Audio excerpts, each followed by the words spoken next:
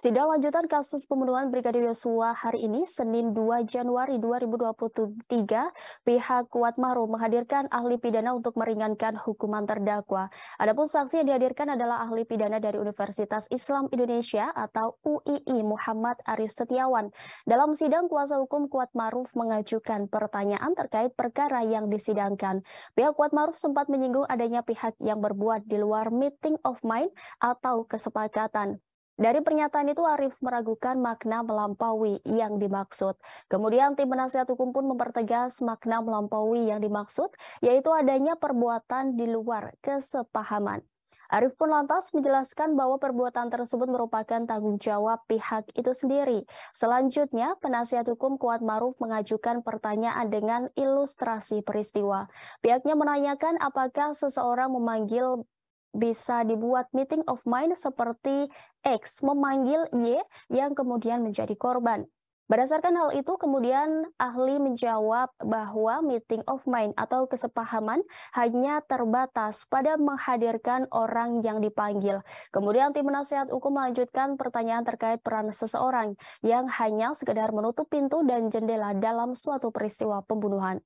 Arif pun menjawab bahwa perbuatan demikian tidak dapat menunjukkan mens rea atau sikap batin seseorang.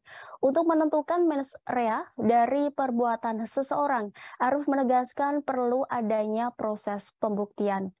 Sebagaimana diketahui dari berbagai kesaksian di persidangan terungkap bahwa Ferdi Sambo menyuruh Kuatmaruf memanggil Brigadir Yosua untuk menemuinya.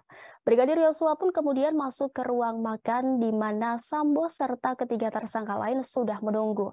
Setelah itu Sambo memerintahkan Barada Richard untuk segera menembak Brigadir J. Mendengar perintah itu, Richard kemudian mengeluarkan tembakan 3-4 kali hingga Yosua tersungkur dan tewas di samping tangga depan gudang.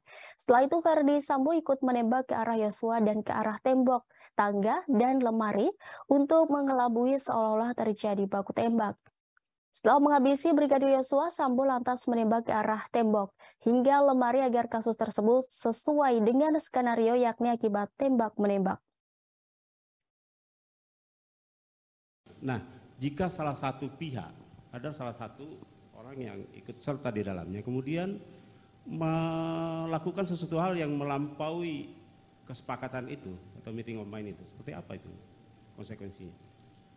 Saya tidak tahu yang dimaksudkan melampaui, tapi kalau yang dimaksudkan adalah seseorang melakukan tidak ada kesepahaman di dalam terjadinya delik, itu kan bukan terus itu yang saya maksud, Pak. Ya, jadi misalnya seseorang melakukan sesuatu yang di luar dari kesepahaman atau meeting of mind tadi. Ya, itu kan tanggung jawabnya sendiri. Iya.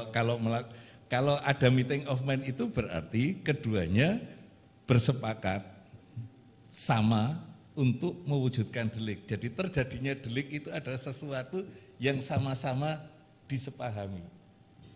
Oke. Terima kasih sudah nonton.